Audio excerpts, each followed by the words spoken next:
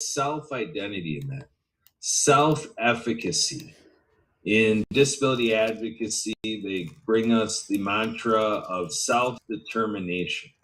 And so there's a lot to really think about where we are with humanity and what's humane, and how do we in southeastern Wisconsin, Milwaukee metropolitan area, how are we doing that in our population for all parts of our life? We talk about our faith lives, our faith spaces, our opportunities to volunteer, all the great nonprofits that we have here in the Milwaukee area, and all of our educational opportunities, the University of Wisconsin, Milwaukee and Marquette, and all of our schools, the Milwaukee School District, and so on and so forth. You just go through it all. Our business community with the chamber and all the professional networking going on in the area, and all the fun things we do in life, hobbies, pastime, leisure activity, travel outside of the area, travelers coming in, just such exciting stuff happening in the many colleges around us. And we're capturing the River West culture from out of the River West radio station.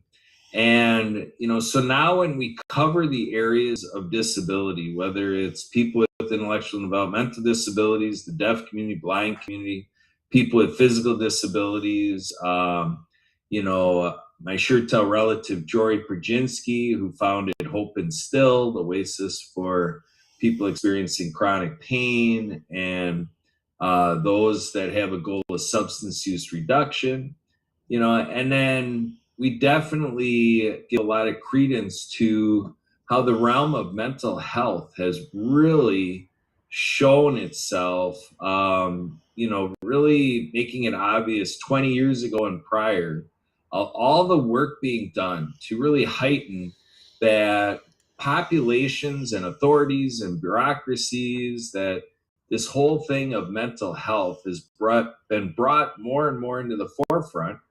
And then we put that over COVID, and it's very obvious that mental health became even more of an emphasis, through the pandemic. And, so as we lace this all together and figure out, how this drilled down to really make a difference for a person, how society and how our systems are ready or not, because people are going through their stories, in terms of their mental health journey and dealing with a mental health diagnosis, and this idea of pharmacology, pharmaceuticals, the United States of America being drugged up more than we need to be, overdoing it, reaching to, the Walgreens or whoever is out there. It's great that it's all out there.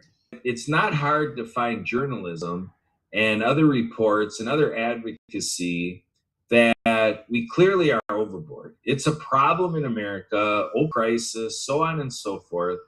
We have to really look at this and look at who the perpetrators are. So what we have here is we have our guest Patty, who has Emily and I working hard to really be that outreach, to be that friend, to be that support network, to help her get through this. So what we have is, Patty in the last couple months has accumulated a list of over 40 professionals, connecting us to over 40 organizations, agencies, nonprofits, whatever it may be. And then all of the different nuances within that, red tape, and just people doing their jobs, and you get 40 different opinions about the same synopsis. So we just got done going through an email process, with a medical board. So we're reaching out to the medical board to say, what really gives in this? What is proper? What is the state of affairs in America in serving mental health? and appreciating that we're heightening the awareness. There's more activities, more events, a lot of activities and more funding, more resources on mental health are being funded. So we just got a lot going on, which is great because it is something of great magnitude. The greatest healthcare crisis known to humankind, and for sure to those of us here in the Milwaukee area, is the issue of social isolation. So we have that with our friends that have come through AbilityMKE Now, talking about sitting at home and wanting to get out and do more. And, Sue has been on here sharing the passion about water skiing and our family's passion, which grew out to hundreds of people joining us to make it official with thousands, that it's a thing that everybody skis in the state of Wisconsin, folks. I mean, it's just a fact. And it started right out of Milwaukee and spread like wildfire, all across the state. And, building off of great programs like out of Twin Lakes and, so on and so forth. So we're at a point here with what Patty is going through to say it's a real test, and it's a testimony that, we need to set the bar. We need to really examine what public opinion is. So everybody who's hearing this story can really check in and like or compare, contrast, really feel what I'm saying, or really thinking I'm a little, biased to one side or another. But it's important for us to weigh in. And the reason is that this is really changing people's lives. So imagine saying, being around in June and life is going away, and then you get into July, and then life is going away, and then all of a sudden police show up at your door.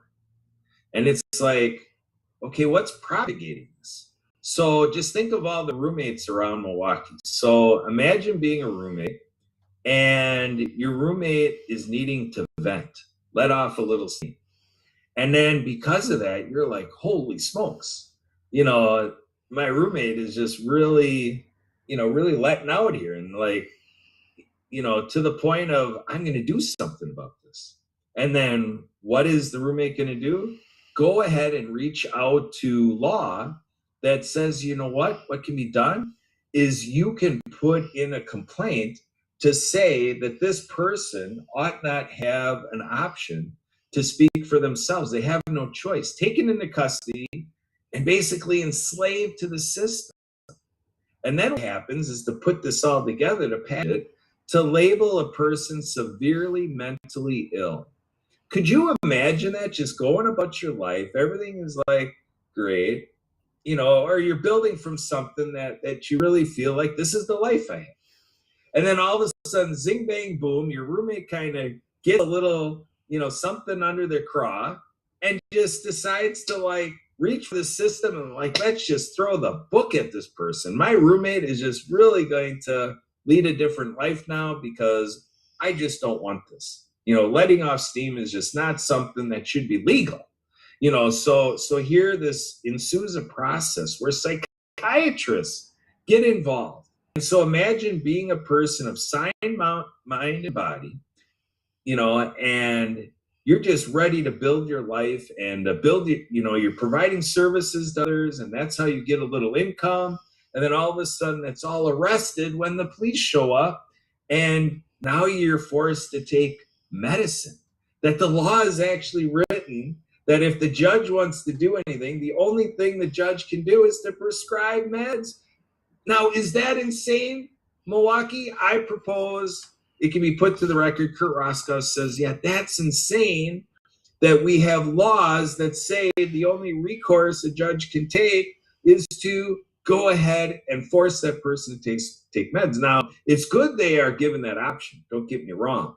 But when a judge is tempted to say, I got to show I'm doing something, the only thing I can do is to prescribe meds, and now to misplace that intervention to put somebody on meds. So now you're at an impasse. Court ordered meds. And so you're forced, when you shouldn't be, to go ahead and put those things down your gullet. And anytime you do that, that's going to be coming through your veins. It affects your cells, folks. Synthetic drugs being pumped in, into our system. Let's examine the state of Milwaukee and Wisconsin and the Midwest and the United States of America being a first world country. I hope this is captivating, folks, because we have a problem. We have Patty here who says you can look at an individual and woe is the individual, but no, it's woe is the United States of America, woe is Milwaukee, woe is Wisconsin. We have to check in on our identity and say, what are we going to do? Because I'll tell you what, Kurt Roscoff does not want the Waukesha County Sheriff showing up at his door saying, you know what? You don't have a choice, Roscoff. You're going to do what you say, whether you like it or not. You're going to go to a psychiatric hospital. You're going to transfer around to different clinics. We're going to run you through the ringer, and you don't have a choice. So, Patty, you want to come on here a little bit and share with Milwaukee and everybody that reaches out to SoundCloud and catches us? You want to share a little bit about this disruption in your life and kind of thinking about how we're in this for advocacy and there needs to be systems change and that we need to hold professionals accountable, that they do what's right for patients and stop looking at people as dollar signs. So, Patty, what's your vantage point with this? You're right on about all of this. I will add that the psychiatrist who is being court-ordered to see me, I had a discussion with him yesterday, and in the discussion, he has written down in a report that it's unspecified the reason why I was in the psych units. It's unspecified. Doesn't even know why. He admitted to me he does not know why I was sent there. And right now it's going before a judicial review. And if all goes well, I may be partly out of the system. But even with that, I still have a whole other part of the system to go through because I was diagnosed as being seriously mentally ill. If you can imagine this, that you have no reason to believe that you are mentally ill, and now they're putting an additional label on it, seriously mentally ill, in which you can be in the system for a year or longer. Even with all of the judicial review going on, you can still continue to be in, all over some, I don't even know what to call it, but that you're blowing off steam. That's right, folks. So talk about overreacting and making a mountain out of a molehill. This is it. This sounds like martial law, folks. So when you look at this, something needs to change. And it's really on the side of it where things that are available go wrong. So for sure, the lion majority of people out there in the mental health community, definitely don't want it to be, let's strip the system away from all this. Let's not take it away from the judge to say, that they can court order medications, because obviously it's there because there's many, many cases where that's the way to go. But we have to look at when it's misapplied, it's serious business, folks. We're enslaving people. We're affecting their life longevity. There's medical ramifications. Drugs have side effects, right, folks? So we got to take this seriously. And so in this process, we have to work hard to get allies, people who kind of get a little closer to the truth with you and can kind of start to unwind this ball of a mess that gets handed to someone like Patty when she never asked this. Like, it's just bizarre that, when I look at the court system, you typically take the approach that if you can handle stuff out of court, you do everything you can to not need to show up and have a judge involved.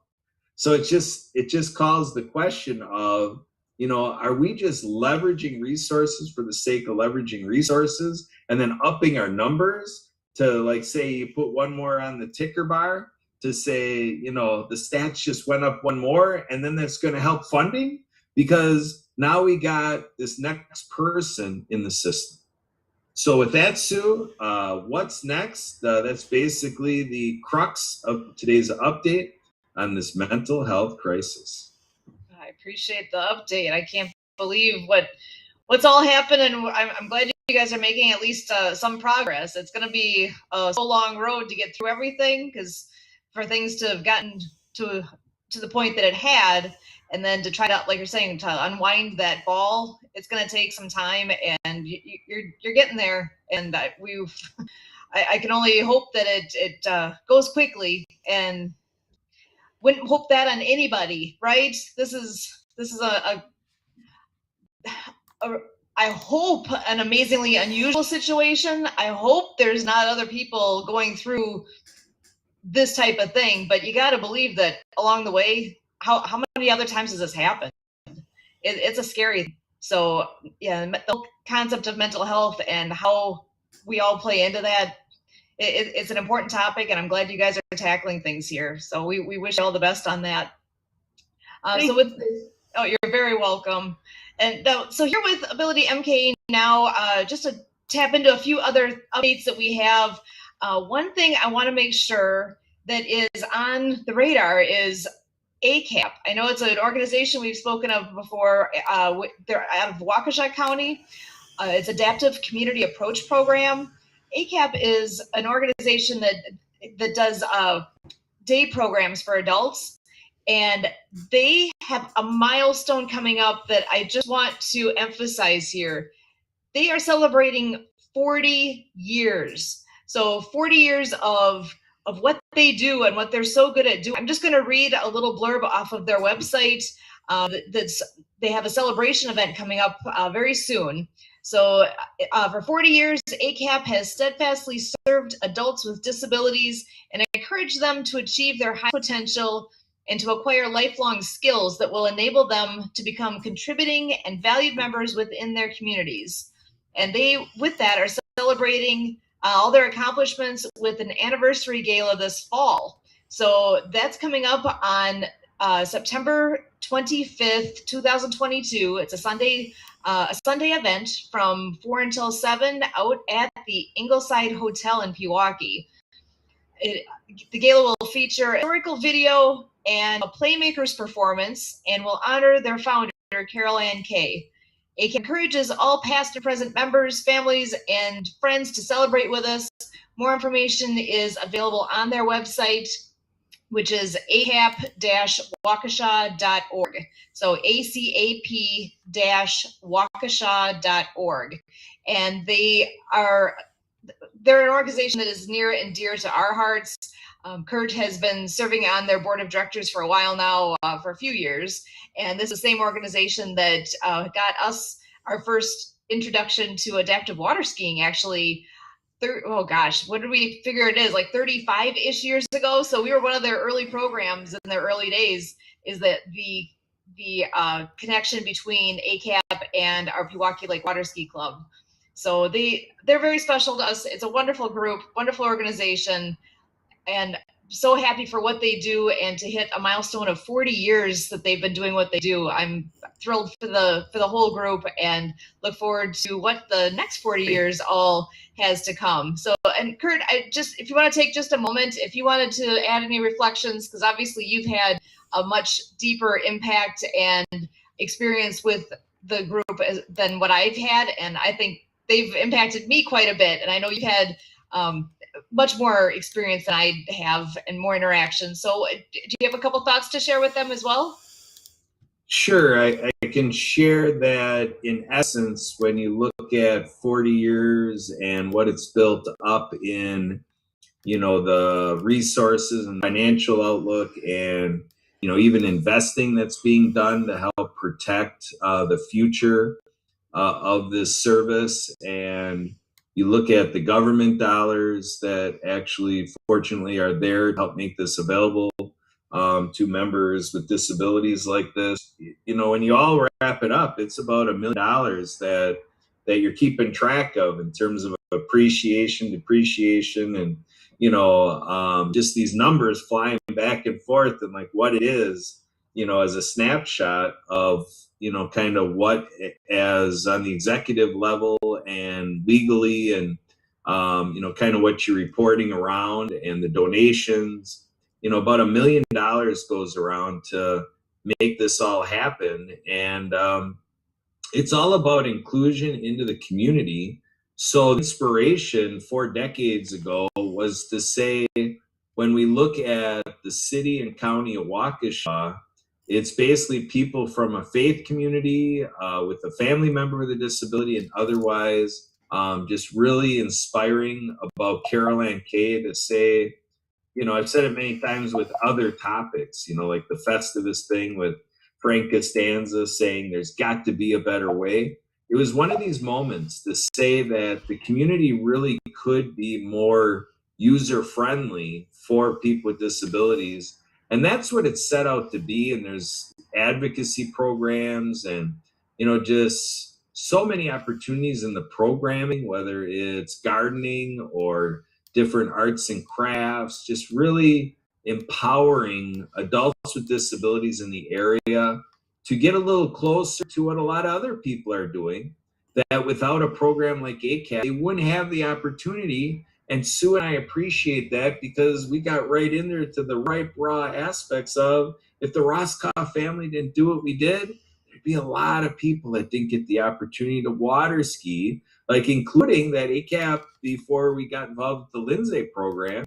We weren't going down to Browns Lake in Burlington to get that extra opportunity. So it really is, an opportunity for people to check in and to say, how am I doing at my church for people with disabilities?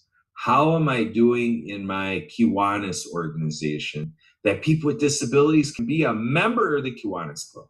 Not just say the Kiwanis do great things for people with disabilities. The people with disabilities are doing stuff for their community as a member. Now that's empowerment and that's opportunity. And then accommodations and education. Think about every time you sit down for personal professional development, ask yourself, how does this work for somebody doing this who is blind? How is this going to work for somebody who's deaf? How about somebody with a physical disability? How about somebody who has an intellectual developmental disabilities? How does it work? How does it work for the disability community? And by the terms of people with disabilities. So the job's not done until you ask the person with a disability. And that's what the members of ACAP are available for. These are the people that taught Sue and I. Back to you, Sue. Yeah, it is something that once you start thinking more and more about those aspects, like when you go to a building, if you go to a restaurant, is there an entrance that accommodates somebody with a physical disability? Can a wheelchair get in the building? When you are out and about around Milwaukee, if you see that kind of thing, does it even click in your mind that that's a problem?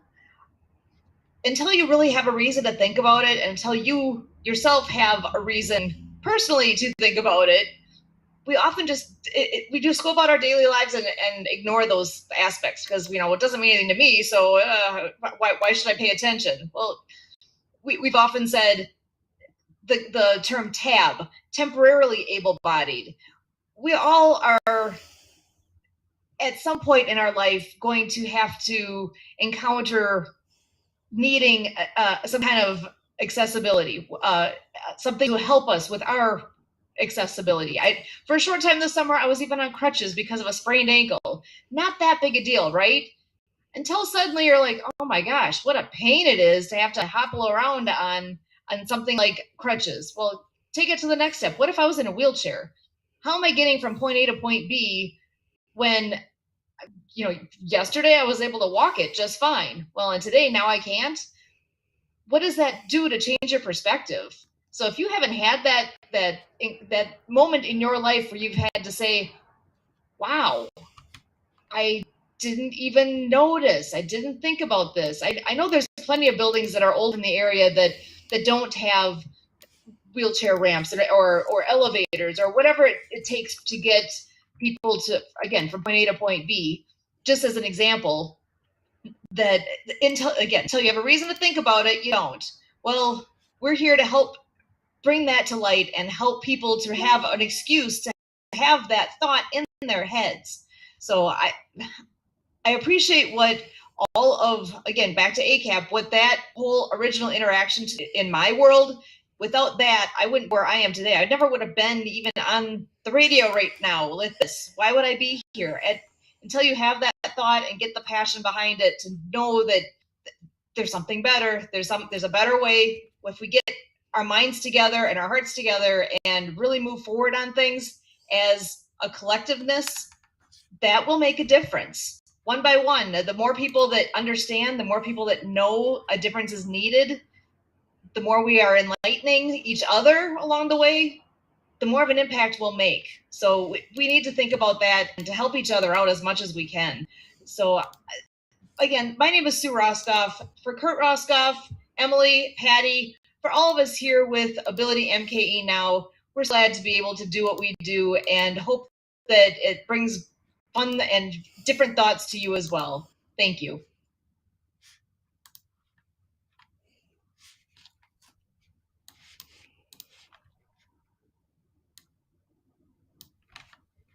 Recording stopped. You didn't talk about HMP?